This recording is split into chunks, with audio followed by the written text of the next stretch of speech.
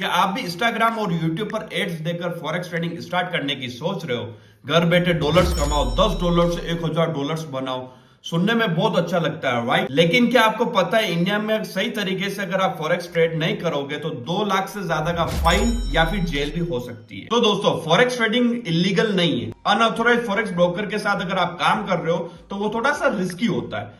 हाँ, आपको ये जानना है कि आप कौन से ब्रोकर में काम स्टार्ट कर सकते हैं या फिर आप जिस ब्रोकर में काम कर रहे हैं ऑलरेडी वो सेफ है या फिर नहीं है, तो आप कमेंट करके मुझे बता सकते हैं या आप डायरेक्ट मेरे को टेलीग्राम पर मैसेज कर सकते हैं। और अगर आप फॉरेक्स ट्रेडिंग सीखना चाहते हो लीगल और सेफ तरीके से, तो ये वीडियो आपके लिए बहुत इंपॉर्टेंट होने वाली। इस वीडियो को एंड तक जरूर देखना, क्योंकि लास्ट में मैं आपको ऐसी चीज बताऊंगा जो 90% ट्रेडर्स भी नहीं बताते। तो सबसे पहले क्लियर करते हैं कि फॉरेक्स ट्रेडिंग इंडिया में लीगल है या फिर illegal. So answer is yes, forex trading legal है, लेकिन रूल्स के साथ में। अब थोड़ा बहुत कंफ्यूजिंग लग रहा होगा तो सिंपल लैंग्वेज में मैं आपको समझाता हूँ। इंडिया में फॉरेक्स ट्रेडिंग आरबीआई और फेमा एक्ट के अंडर में आती है। देखिए, इंडिया में 2 तरह की फॉरेक्स ट्रेडिंग होती है। एक होती है व्हाइट मार्केट, जो सेबी एंड एनएससी के अंडर में होती है, एंड उनमें जो पेयर्स मिलते हैं वो होते हैं आईएनआर पेयर, जैसे जीबीपी आईएनआर, यूरो आईएनआर, इस तरीके से पेयर होते हैं। और जिस भी पेयर में आईएनआर आ रहा है, मींस इंडियन रुपीज आ रहा है, वो 100% सेफ होता है। बट इन पेयर्स में आपको लीवरेज बिल्कुल कम मिलेगा। सो इनमें वॉल्यूम भी बहुत कम मिलता है। दूसरी है international market, XM, XNS, Vantage जैसे ब्रोकर में आप ट्रेड करते हैं। इनमें आप gold, bitcoin and major pair जैसे Euro USD, GBP USD, but technically RBI ने इन ब्रोकर्स को ऑथोराइज नहीं किया हुआ है और इन्हें अलर्ट लिस्ट में भी डाला हुआ है। इसका मतलब अगर आपका पैसा फंसा या फिर ये ब्रोकर यहां से भाग गया तो इसमें गवर्नमेंट का कोई लेना देना नहीं होगा, ना ही गवर्नमेंट आपको इसमें हेल्प करेगी। फेमा एक्ट की वजह से इंडियन गवर्नमेंट आपको इंटरनेशनल मार्केट में ट्रेड करने नहीं देती है। अब ये फेमा एक्ट क्या है? फॉरेन एक्सचेंज मैनेजमेंट एक्ट 1999 का रूल है कि आप इंडिया से बाहर पैसा फॉरेक्स ट्रेडिंग के लिए नहीं भेज सकते। इसलिए अगर आप क्रेडिट कार्ड या डायरेक्ट बैंक ट्रांसफर से किसी भी इंटरनेशनल ब्रोकर को फंड कर रहे हैं तो आप रेड फ्लैग हो सकते हो। अब आप सोच रहे हो कि भाई मेरा पैसा है, मेरी मेहनत है, मैंने कमाया है, तो गवर्नमेंट को इससे क्या लेना देना है? गवर्नमेंट का इससे बहुत कुछ लेना देना है, क्योंकि डेटा कहता है कि 95% रिटेल ट्रेडर्स हमेशा लॉस में ही होते हैं।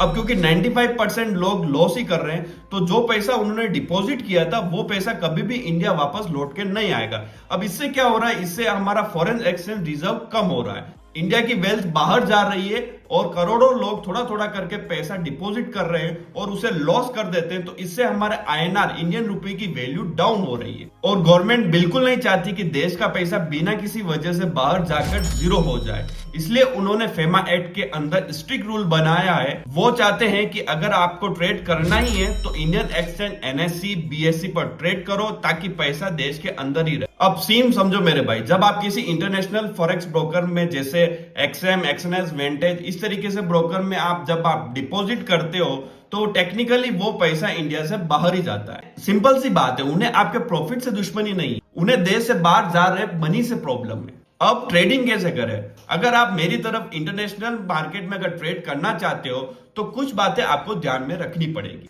First, regulated broker. हमेशा वही ब्रोकर का चूज करो जिसके पास ग्लोबल रेगुलेशंस हो, जैसे एफसीए, साइसेक, एएसआईसी, इस तरीके से। अगर आपको बेस्ट ब्रोकर का लिंक चाहिए तो डिस्क्रिप्शन में अवेलेबल है, जाके रजिस्टर करो एंड मुझे टेलीग्राम पर मैसेज कर दो, जिससे आपको बहुत सारे बेनिफिट्स मिल जाएंगे। Second, small withdrawal. एक साथ बड़ा बड़ा अमाउंट विड्रॉ करने के बजाय आप छोटे छोटे अमाउंट को विड्रॉ करो, जैसे $100, $200, इस तरीके से। Third, taxation. जो भी प्रॉफिट आप कमा रहे हो उसको अदर सोर्सेस या बिजनेस इनकम दिखाकर आप उसका टैक्स भरिए।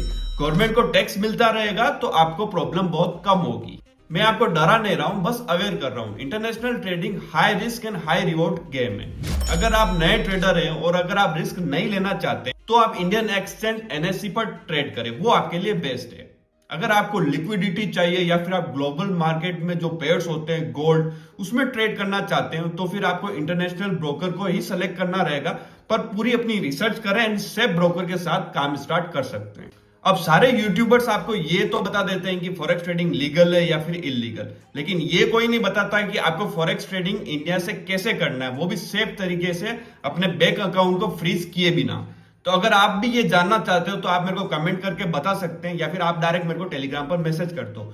मैं आपको ये सारा बता दूंगा कि मैं किस तरीके से ट्रेड करता हूं।